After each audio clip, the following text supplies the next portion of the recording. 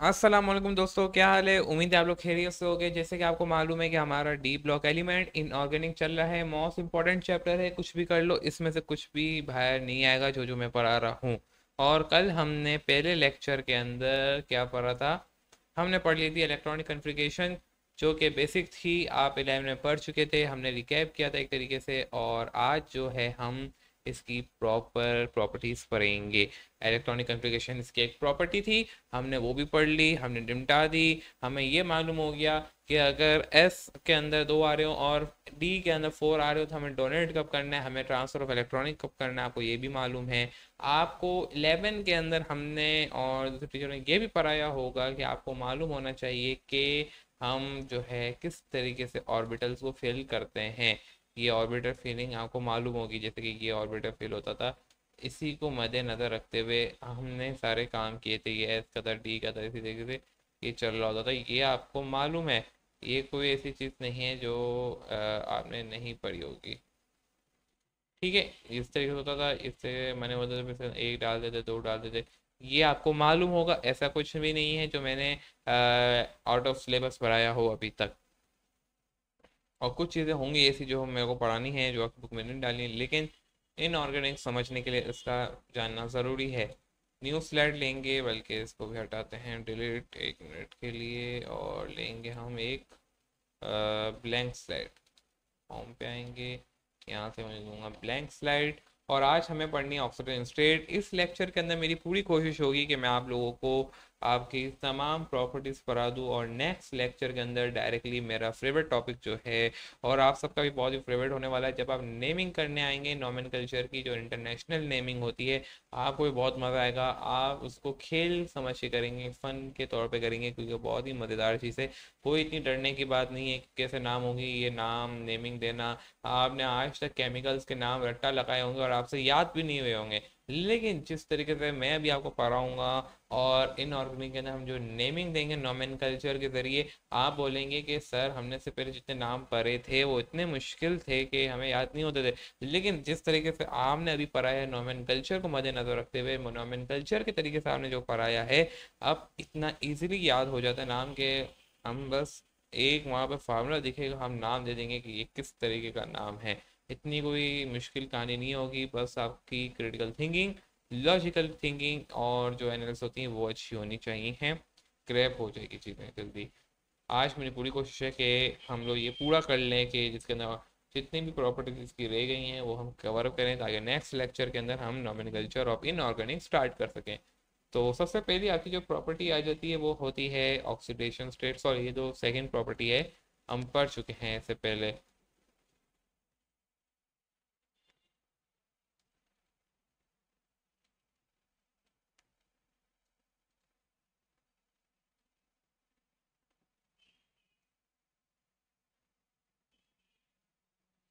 Oxidation state भी ऐसी चीज़ है, कोई नई चीज़ नहीं है, आप पहले भी पढ़ चुके हो। ऑक्सीडेशन स्टेट क्या होता है बच्चों, आपको मालूम होगा कि ऑक्सीडेशन स्टेट का मतलब क्या है। आपको पता होना चाहिए कि ऑक्सीडेशन स्टेट हम किसे कहते हैं। हम ऑक्सीडेशन स्टेट कह रहे होते हैं गेन और लॉस ऑफ इलेक्ट्रॉन को। कोई नई चीज़ नहीं है, ये आपके लिए कोई नई चीज़ नहीं है, जिसके अंदर ऑक्सीडेशन नंबर एक आपने पढ़ा होगा। लेकिन आप यहाँ पे क्या पढ़ रहे हो, ऑक्सीडेशन स्टेट। ऑक्सीडेशन स्टेट किसे कहते हैं आपको मालूम है, गेन ऑफ इलेक्ट्रॉन होता है, या लॉस ऑफ इलेक्ट्रॉन। ये आपको मालूम होना चाहिए कि ऑक्सीडेशन स्टेट हम किसे कहते हैं।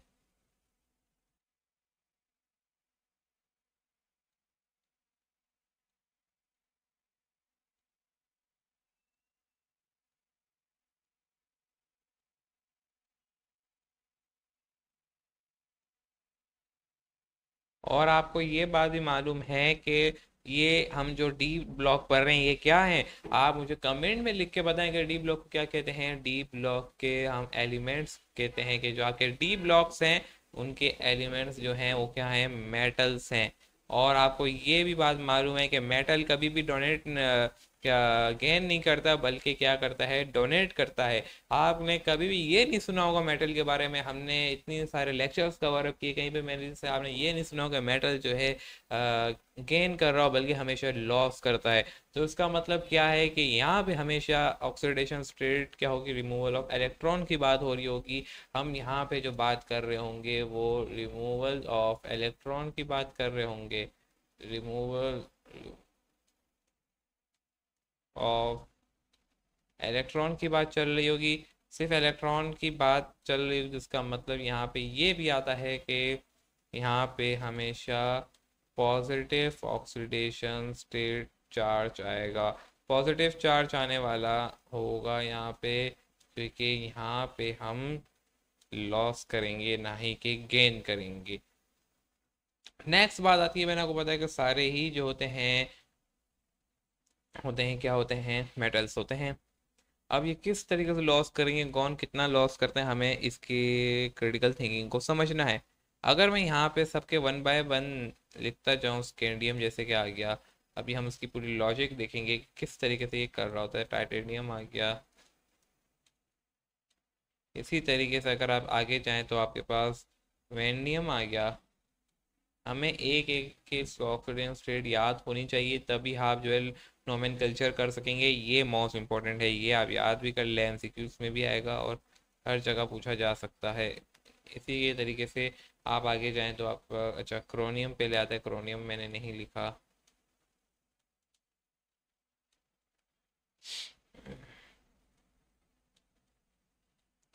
क्रोनियम के बाद जो है आपके पास मैग्नीज आ गया। एक तो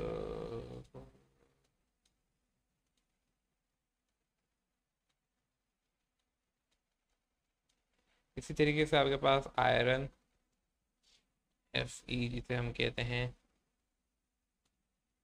यानी आपकी बॉडी के अंदर भी पाया जाता है मेटल आयरन। आयरन की कमी आपने सुना होगा, बॉडी यानी जो बायोलॉजिकल स्टूडेंट्स हैं वो भी यहाँ पे देखें कि अल्लाह ताला ने आपकी बॉडी के अंदर मेटल्स को भी रखा हुआ है, मेटल्स हैं आपकी बॉडी के अंदर। कोबाल्ट की बात की जाए, हम कहते हैं कि हम जो है टाइटेनियम जो है लोहे की चीज़ लगा रहे होते हैं, हड्डी, जब कोई हड्डी टूट जाए। लेकिन याद रहे कि आपकी अल्लाह ताला ने कुदरती भी जो है मेटल रखा हुआ है, ऐसा नहीं है क्या है मेटल ना रखा हो। निकल आ गया, और आगे कॉपर है आपके पास, और लास्ट में सीन है।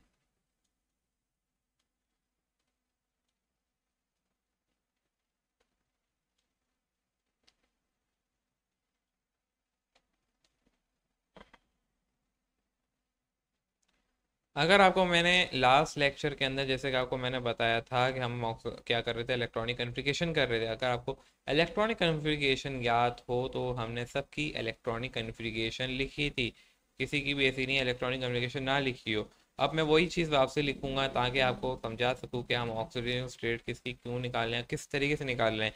आपको इलेक्ट्रॉनिक कन्फिग्रेशन भी याद होनी चाहिए। वैसे तो अभी आप रट्टा लगा लेंगे ऑक्सीजन स्टेट की, लेकिन फिर भी एक तरीके से करने आनी चाहिए, तभी आप ऑक्सीजन स्टेट आराम से निकाल सकेंगे। अगर इसकी ये लास्ट वाली में लिखूँ, फिर आगे आता है आपके पास 3D। ओके, पहले मैं 4 लिखता हूँ, आपको मालूम मेरी 4 से स्टार्ट होती है।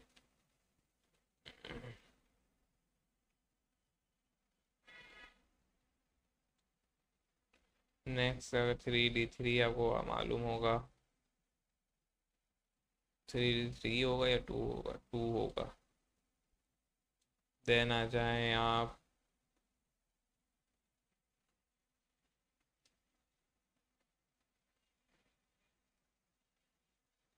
आ जाए वेंडियम की। वेंडियम की आती है आपके पास, क्या आती है, मैं साथ में करता भी जा रहा हूँ इलेक्ट्रॉनिक कन्फिग्रेशन ताकि मुझे याद रहे ये थी, चेक कर रहा हूँ तो। Okay 3D3।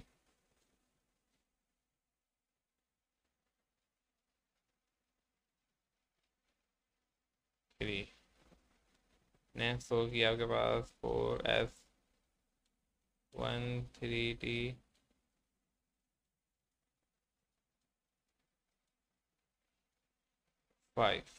क्यों होती है 5, डिस्कस कर चुके हैं काफ़ी जगहों पे हम। Next 4s 2 3d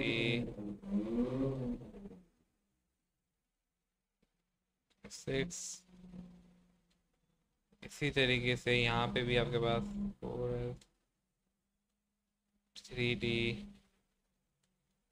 7 4s 2 3d 8।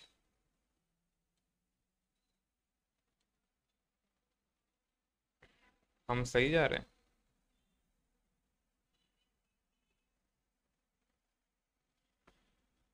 कहीं तो हमने गड़बड़ की है।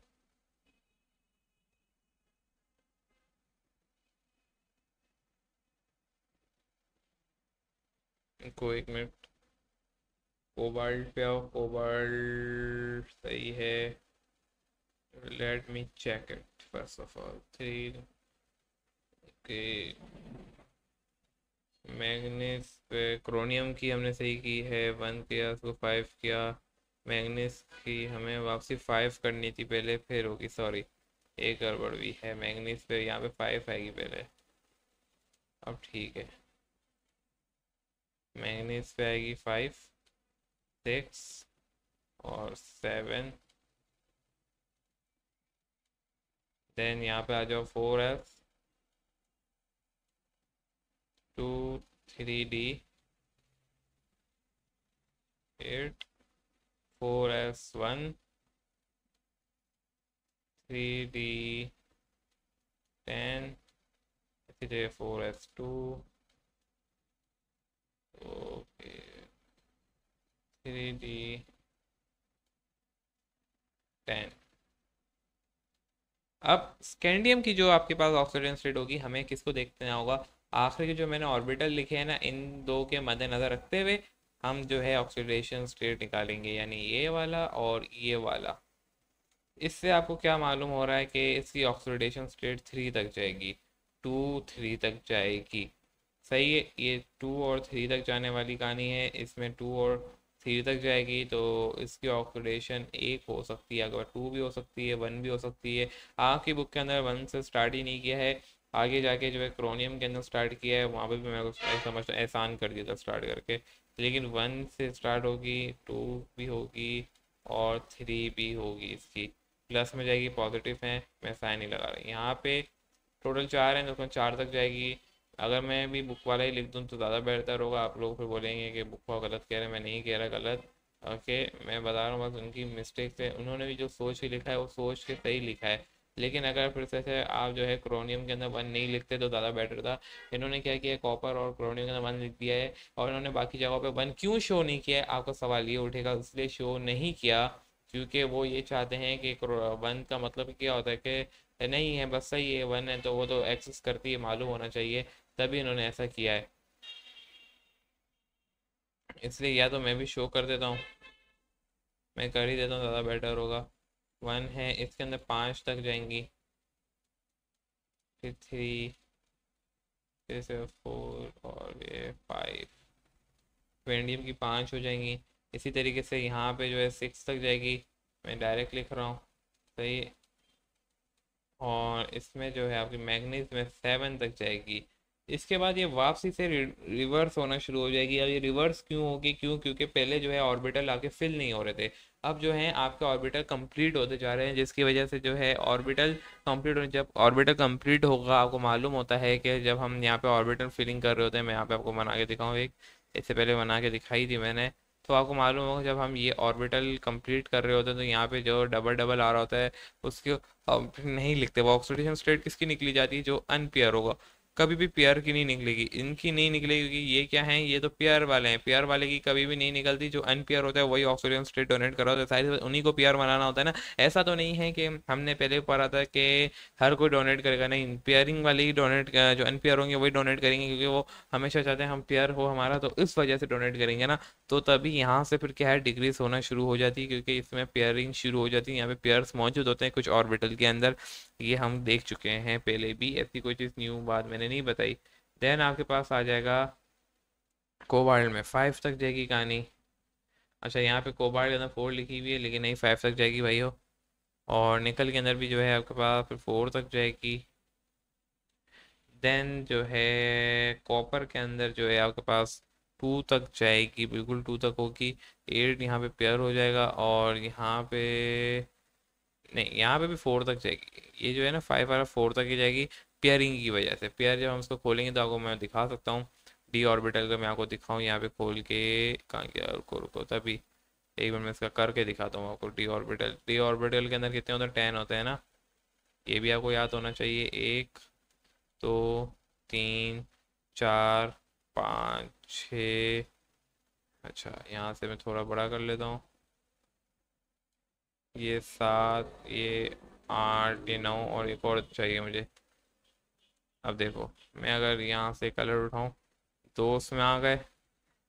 टोटल एंड में कितने आ रहे हैं, इतने आ रहे हैं। दो उसमें आ गए, 4, 5, 6। अच्छा, पहले तो सिंगल सिंगल पेयर करते हैं, ताकि मैं तो कर लूँगा, आप लोगों को मसला होना है। सही है। 1, 2, 3, 4, 5, 6, 7। 7 यहाँ तक आ गए। अब डबल करो। अब तुम देखो कितने खाली रह रहे हैं। सही है ना। इस तरीके से जब हम पेयरिंग कर रहे होते हैं, देख रहे होते हैं, जैसे यहाँ पे डाल दो, यहाँ पे भी डाल दो, फिर वहां से रिमूव होता जाता है। एक जो है अनपेयर रह रहा है, तो इसका मतलब टोटल कितने होगा, 5 होगा। इस तरीके से जो है निकल रही होती है। अगर डिटेल में समझना है तो बता देना, मैं समझा दूंगा, लेकिन ये समझने वाली चीज़ नहीं है। हम समझ चुके हैं पहले भी, यानी अगर मैंने इस यूट्यूब पे नहीं समझा है, और जो मुझसे पढ़ते हैं उनको तो मालूम है, लेकिन जो नहीं पढ़ रहे, जो हमारे डायरेक्ट यूट्यूब पे आके देख रहे हैं, वो अभी तो उसके लेक्चर अपलोड नहीं हुए हैं, तो उनके लिए क्या है कि वो उनको मालूम होना चाहिए किस तरीके से ये हो रहा है काम। देन सिन है, सिन के बाद और कुछ है। अच्छा, हो गया। सिन की होती है खाली। अच्छा, इसकी मैं यहाँ पे 1 लिख दूँ साथ में।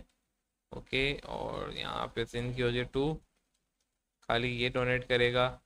ये पूरा पेयर वाला होता है तभी, इस वजह से। वैसे तो ये सिन कभी कभी करता ही नहीं है, क्योंकि ये प्योर इसका जो है मेच्योर होता है, सारे पेयर इसमें होते हैं। ये होती है आपकी पूरी ऑक्सीडेशन स्टेट। इसे कहते हैं हम ऑक्सीडेशन स्टेट। मेटल्स की, डी ब्लॉक की किस तरीके से निकाली जाती है, समझ में आ गई होगी आपको कहानी। न्यू स्लाइड लेते हैं, और नेक्स्ट लेक्चर के अंदर हम पढ़ेंगे कैटालिटिक एक्टिविटी। कैटालिटिक एक्टिविटी क्या होते हैं, जो कि एंजाइम के तौर पे काम करते हैं, आपको मालूम होगा कैटालिटिक एक्टिविटी के बारे में। बायोलॉजिस्ट को तो बहुत अच्छे से मालूम है। कैटालिटिक एक्टिविटी दिखाते हैं, कैटालिटिक कौन कौन करता है, हम पढ़ चुके हैं पहले चैप्टर के अंदर। एक होता है आपके पास, जो मैं यहाँ से उठाऊँ, ये बोलो V2O5। कहाँ पर आता, सल्फ्यूटिक एसिड में पड़ा था। इसी तरीके से आपके पास आता है दूसरा, आयरन। कहाँ पर था, 10 की बुक में पढ़ा होगा हमने, निकल के बारे में, जो कि जब आप अमोनिया बना रहे होते हो। बायोलॉजी ने अभी भी पढ़ा होगा, और इतने सारे होते हैं, आपको मालूम होना चाहिए, हम हर जगह पढ़ रहे होते हैं। एंजाइमेटिक एक्टिविटी ये उसके तौर पे भी काम करते हैं। नेक्स्ट पेज पे आ जाएं तो फिर आपके पास आ जाता है मैग्नेटिक बिहेवियर। मैग्नेटिक बिहेवियर अच्छा टॉपिक है, इसको भी अभी देख लेते हैं। हाथों हाथ जाने नहीं देना चाहिए ऐसी चीज़ों को।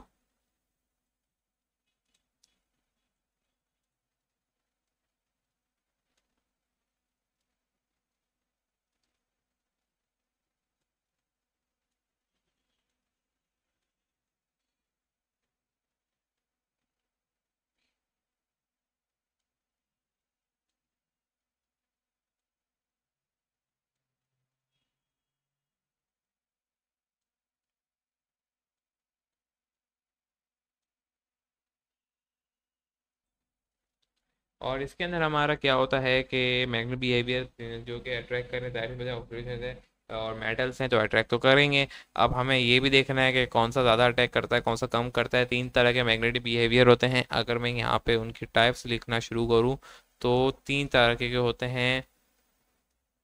सही है। 1, 2, और ये हो गया तुम्हारा पास 3। पहला जो होता है आपके पास वो होता है पैरा मैग्नेटिट होता है।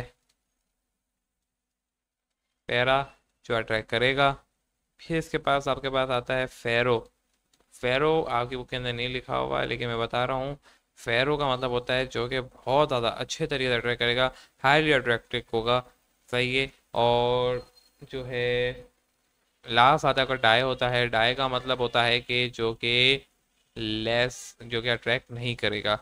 अगर आप देखें पैरा वाले कौन अट्रैक्ट करेंगे, पैरा के अंदर जाहिर सी बात है अब हमें ये भी मालूम होना चाहिए जब अट्रैक्शन हो रही है तो कौन कौन करेगा।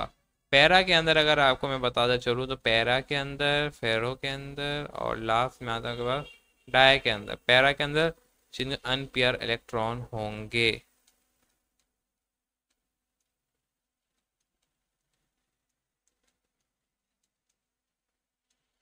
फेरो के अंदर कौन करेगा, जिनके पास हाईली अनपेयर इलेक्ट्रॉन होंगे। और जो अट्रैक्ट नहीं करेगा, पैरा का मतलब होता है अट्रैक्ट करना, डाई का मतलब होता है, ये भी मैं लिख देता हूँ। अच्छा, डाई का मतलब जिनके पास पेयर होंगे। ये भी बात आगे लिख देते हैं कि कौन अट्रैक्ट का है, किसका अट्रैक्ट का नहीं है बातें, ताकि सारी चीज़ें आपको क्लियर रहे। मैंने आपको बताया पैरा का मतलब होता है अट्रैक्ट, अट्रैक्शन होगी।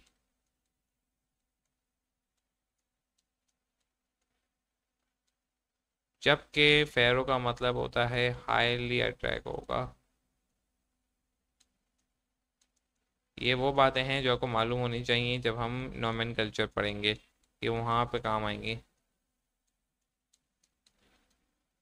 लास्ट जो है वो होता है आपके पास डाई। डाई का मतलब होता है जो कि नो अट्रैक्ट।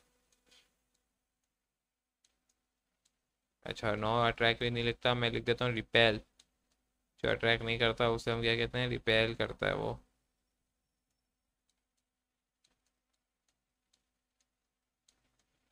नेक्स्ट जो हमें देखना है इसके अंदर क्या है, अगर देखा जाए तो इसी से हम देख सकते हैं, यहीं से देख सकते हैं। स्कैंडियम अटैक करेगा, करेगा क्यों नहीं करेगा, जाहिर सी बातें करेगा। टाइटेनियम भी करेगा। ये कौन है आपके पास, सबसे पहला अगर आपसे पूछा जाए इनमें से फेरो कौन है, आप बोलोगे स्कैंडियम क्या है, फेरो है। फिर उसके बाद जैसे जैसे इंक्रीज होता जाएगा तो ये सारे कौन होंगे, पैरा होते जाएंगे। कहाँ तक पैरा होंगे, यहाँ तक मैग्नीज तक क्या है, ये पैरा है। देन जो है आपका जो आपके पास ये है, क्या बोलते हैं, आयरन है। आयरन से जो है आपका स्टार्ट हो जाता है, कौन स्टार्ट हो जाता है, ये हो जाता है टाई। इनके अंदर पैरामेट्रिक कम होती जाएगी बिहेवियर। सबसे ज़्यादा फेरो, स्कैंडियम फेरो अट्रैक्ट करेगा। फिर जैसे जैसे इंक्रीज होती जाएंगे, पेयरिंग होती जाएगी, तो वैसे वैसे जो है इनके अंदर पैरा एक्टिविटी कम होती जाएगी, फेरो की एक्टिविटी कम हो जाएगी, पैरा की बढ़ जाएगी। सबसे ज़्यादा पैरा कौन करता है, हाईएस्ट जो पैरा है वो कौन है, आपका मैग्नीस है। और जो है जैसे ही आप मैग्नीस से नीचे जाओगे तो इनके अंदर पैरा एक्टिविटी कम हो जाएगी। जो पैरा एक्टिविटी कम होगी डाई मैग्नेट चले जाएंगे। तो इनमें से सबसे हाईली जो आपके पास है, किसे कहते हैं हम, बताओ ना, हमें याद नहीं आ रहा, डाई है, वो जिन है। जिन वाली प्रॉपर्टी सबसे जिन में, अगर मैं यहीं पे लिख दूँ ये बातें भी, तो आपको मालूम होनी चाहिए, ये बातें भी मालूम रखनी चाहिए कि अगर मैं यहाँ पे लिख रहा हूँ शॉर्ट एक कॉलम बना रहा हूँ मैं यहाँ पे, ये मालूम होनी चाहिए। मैंने आपको बताया जो आपका स्कैंडियम है,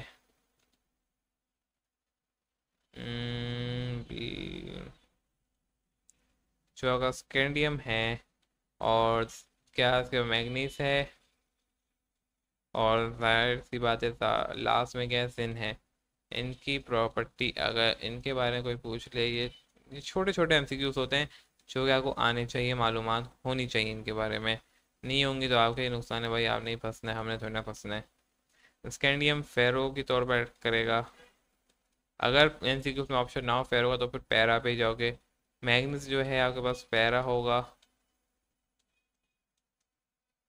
और जिंक जो है आपके पास डाई होगा। सॉरी, इसका मतलब क्या है, ये हाईली होगा फेरो। ऐसा नहीं है कि ये खाली है, नहीं भाई, हाईली पैरा ये वाला होगा कि पैरा के तौर पे एक्ट करेगा, उसका बिहेवियर ऐसा होगा हाईली, और इसका हाईली। तो ये बिहेवियर के ऊपर हमने बात की है, ये यहाँ लिख देता हूँ मैं। पता चला उन्होंने कुछ और ही समझ लिया से, फिर मामला ख़राब ना हो जाए। बिहेवियर पे भाई बात की, गई है। जिसने लेक्चर हमारा सुकून से देखा है उसको तो मालूम है हम क्या बात कर रहे हैं। नेक्स्ट आता है आपके पास, वो है एलोई फॉर्मेशन और कलर फॉर्मेशन। कलर कॉम्प्लेक्स है, उसको भी मैं जल्द से जल्द निपटाता हूँ ताकि लेक्चर भी ज़्यादा लंबा ना हो और आपके काम भी हो जाए। जो आपके पास मैंने अभी बताया है कौन है, एलोई है। एलोई कहता है होमोलोगस मिक्सचर है। अच्छा, एलोई के अंदर क्या होता है, जिसके अंदर जो है एक से ज़्यादा मेटल्स हो जाएं। एलोई का मैं आपको वन बाय वन यहाँ पे बता देता हूँ, हम क्या पढ़ रहे हैं, एलोई पढ़ रहे हैं। अब मालूम होना चाहिए, एलओई का आप बुक के अंदर देख लें, ज़्यादा कोई इतनी लंबी चौड़ी दास्तान नहीं है। जिसके अंदर मिक्सचर होते हैं एटम्स के, एक से दो होते हैं। अब इसकी कुछ टाइप्स यहाँ लिख दी हैं, स्टेनलेस स्टील है, डोरेलियम है, ब्रास है, ब्रोजोन है। इनके अंदर जो है कॉम्पोजिशन जो पाते हैं ये है। फिर इनकी यूजेस का है ये लिखी गई हैं, ये आपको मालूम होनी चाहिए, याद कर लें। कोई ऐसी इसमें लंबी दास्तान नहीं लिखी हुई, लॉजिकल रीजनिंग नहीं है। नेक्स्ट हमारा जो आता है वो होता है कलर कॉम्प्लेक्स। कलर कॉम्प्लेक्स को हम समझेंगे एंड में, इसकी कुछ वजूहत हैं। कलर कॉम्प्लेक्स को मैं एंड में समझाऊंगा, लेकिन उससे पहले मैं नॉमेनक्लेचर स्टार्ट करूंगा। जब आप नॉमेनक्लेचर समझ लोगे और कुछ कॉपर्स की जो है क्या बोलते हैं, आगे आपकी जाके कॉपर की जो है वो दी हुई है, एक मिनट, क्या बोलते हैं इसकी, एक्सट्रैक्शन दी हुई है। जब हम एक्सट्रैक्शन भी कर लेंगे कॉपर की तो आपको समझ में आ जाए कलर की क्या बात हो रही है यहाँ पे। तो ज़्यादा बेहतर तरीके से उसी वक्त आपको जो है कलर वाली बात समझ में आएगी। अगर मैं यूट्यूब पे इसकी वीडियो डालना भूल जाऊँ कलर की, तो आपने मेरे कमेंट में याद दिलाना है कि सर आपने नॉमेनक्लेचर भी करा दिया, आपने एक्सट्रैक्शन भी करा दिया, कलर के ऊपर भी टॉपिक डाल दें। तो इंशाल्लाह मैं डाल दूंगा। और अब हम नेक्स्ट लेक्चर के अंदर मिलेंगे, और मैंने बोला था नॉमेनकल्चर स्टार्ट करेंगे, तो इंशाल्लाह नॉमेनकल्चर स्टार्ट होने वाला है। अब कोई इतनी ज़्यादा चीज़ें नहीं रह गई हैं। तो मिलते हैं नेक्स्ट लेक्चर के अंदर। अगर आज का लेक्चर अच्छा लगा तो लाइक करें, शेयर करें। अल्लाह हाफिज़।